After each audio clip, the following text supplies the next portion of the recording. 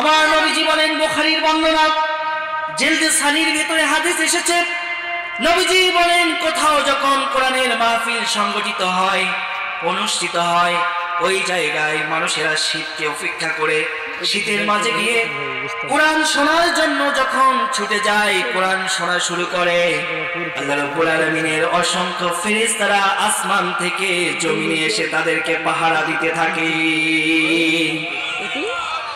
ওয়াজ যখন শেষ হয়ে যায়, শ্রোতাও বাড়ি যায়, বক্তাও বাড়ি চলে যায়, ফেরেশতারাও আসমানে চলে যায়।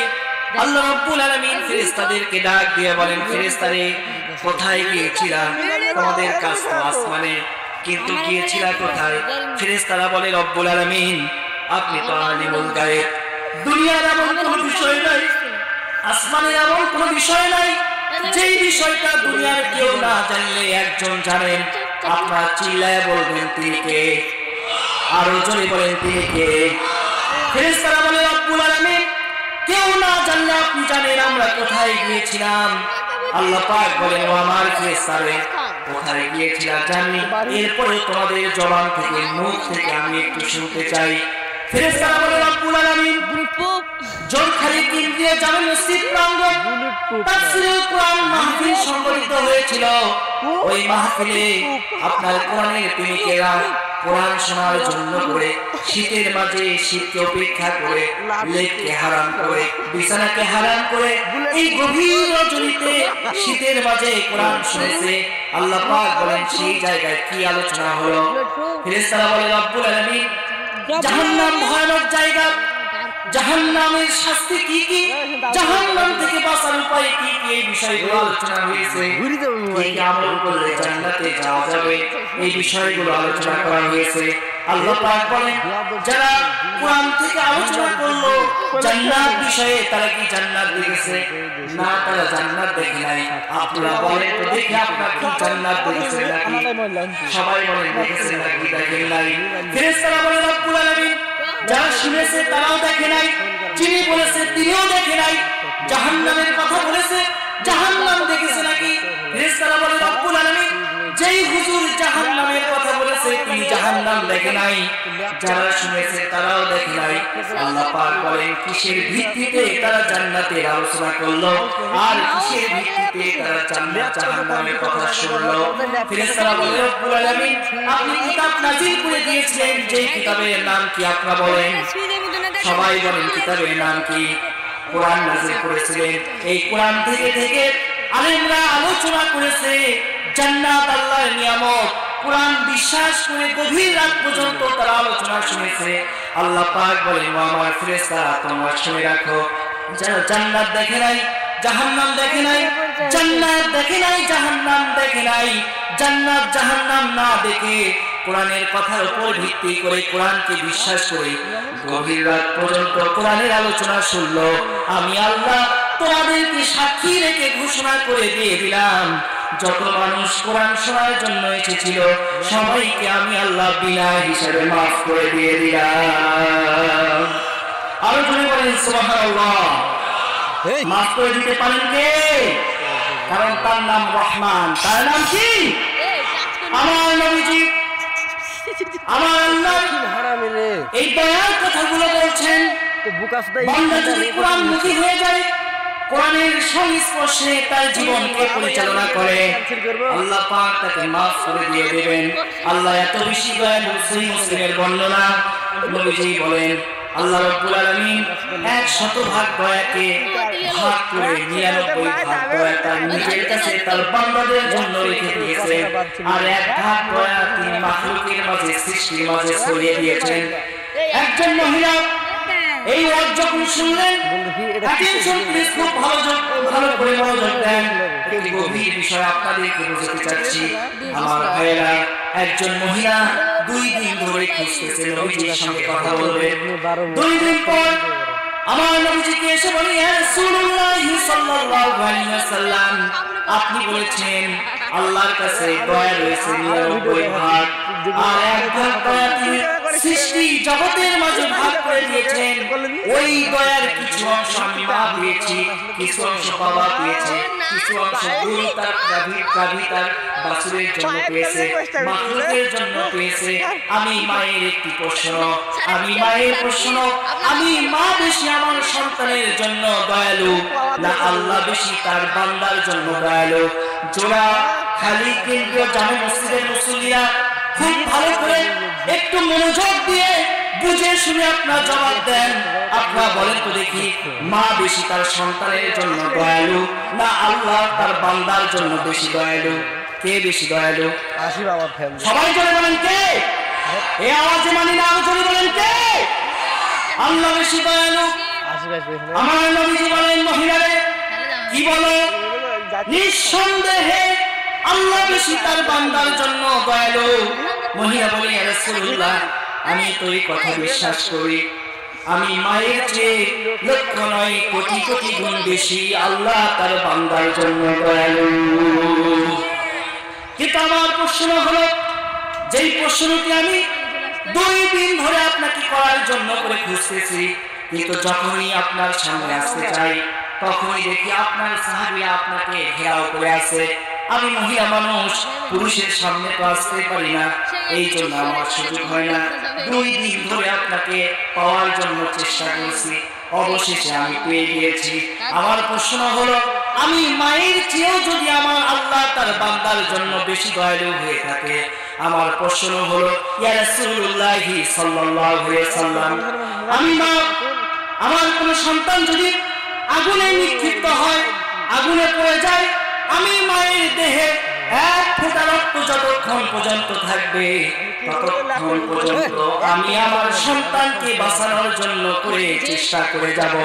এমনকি ওই সন্তানকে বাঁচানোর জন্য যদি আগুনের মধ্যে, জ্বলন্ত আগুনের মধ্যে আমাকে ঝাঁপ দিতে হয়, আমি তারপরে দিতে রাজি আছি। এরপরেও আমি আমার সন্তানকে বাঁচাবো। বাঁচাবে কিনা বলেন? বাঁচাই কিনা? এই যে ঝিনাইদহে আমরা দেখেছি, আপনারা যারা ফেসবুক চালান ম্যাক্সিমাম মানুষ দেখেছেন, ট্রেনে আগুন লেগেছে, তার স্ত্রী পড়ে গিয়েছে, তার সন্তান পুড়ে যাচ্ছে, লোকেরা তাকে বলছে আপনি বের হন। তিনি বললেন, যে আগুনে আমার সন্তান পুড়ে যাচ্ছে, যে আগুনে আমার স্ত্রী পুড়ে যাচ্ছে, আমি বেঁচে থেকে আর কি করব? আল্লাহু আকবার। দয়া আছে না নাই? পরিবারের জন্য দয়া আছে না নাই? আছে। মহিলা বলি, ইয়া রাসূলুল্লাহ, আমি মা, আমার শরীরে 1 ফোঁটা রক্ত থাকা পর্যন্ত আমি চেষ্টা করব আমার সন্তানকে বাঁচানোর জন্য। কিন্তু আল্লাহ যদি আমি মায়ের চেয়ে বান্দার জন্য বেশি দয়ালু হয়, তাহলে আল্লাহ কেমন করে বান্দাকে জাহান্নামের আগুন দিয়ে পুড়াবে? যুক্তি আছে না নাই? আছে না নাই? মহিলা বলি, ইয়া রাসূলুল্লাহ, আমার প্রশ্ন হলো, এবার আপনি বলেন, আল্লাহ বেশি তার বান্দার জন্য দয়ালু না আমি মা আমার সন্তানের জন্য বেশি দয়ালু? মা প্রমাণ করতেছে যে আমি আমার সন্তানকে বাঁচানোর জন্য আগুনে ঝাঁপ দিব, কিন্তু আল্লাহ যদি আমার চেয়ে বেশি দয়ালু হয়, তাহলে আল্লাহ কেমন করে বান্দাকে সৃষ্টি করে জাহান্নামের আগুনে পুড়াবে? যুক্তি আছে না নাই? আসতে বলবেন না, আছে না নাই?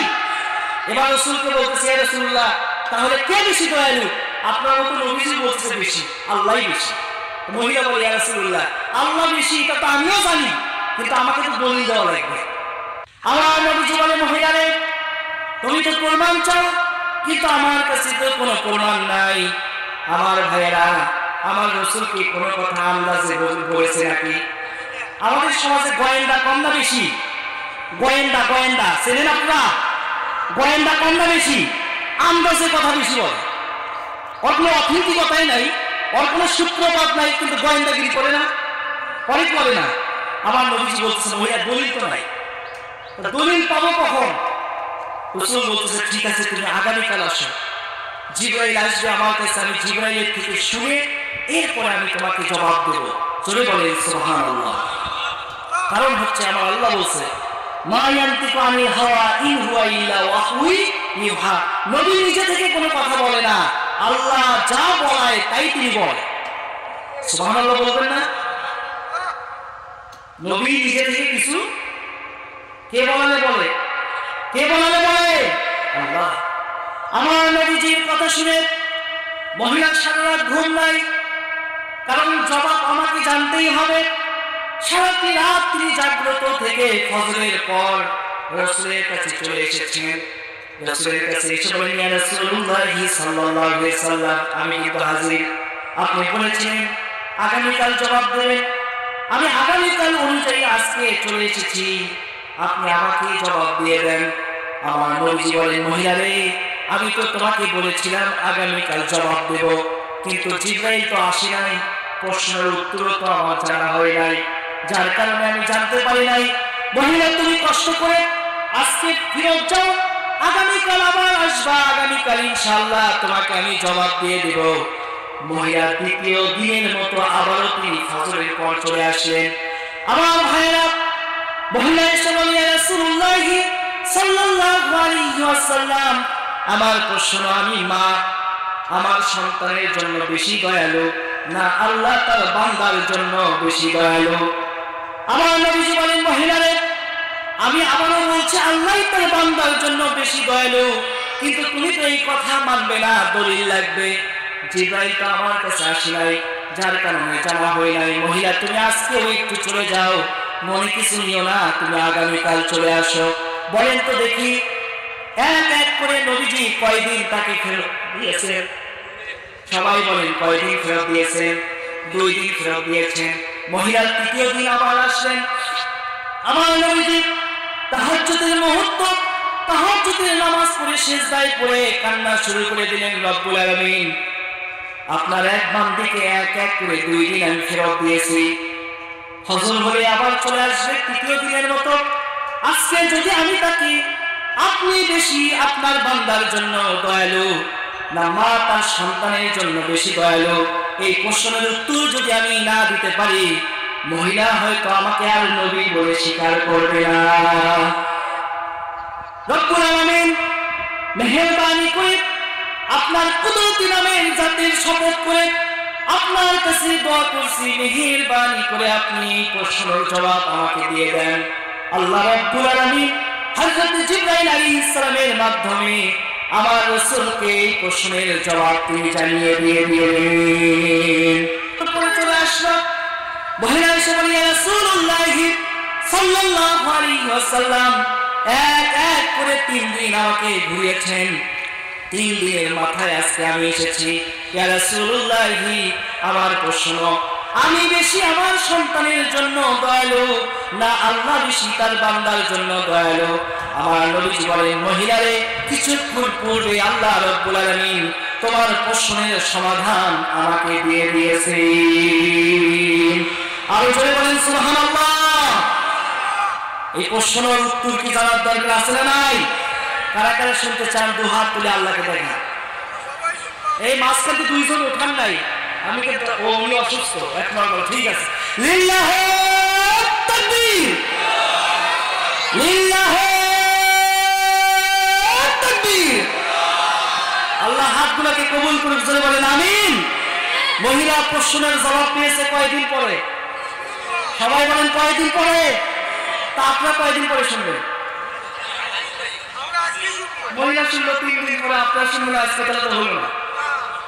মিনিমাম 30-90 মিনিট, কি বলে? কয় মিনিট? তা শুনবেন তো, থাকা লাগবে কয় মিনিট? 90 মিনিট। রাজি আছেন না? আমাকে ছেড়ে আবার পালাবেন? পালাবেন কারা কারা? দেখি হাত তোলেন তো দেখি। কেউ পালাবেন না? আল্লাহু আকবার।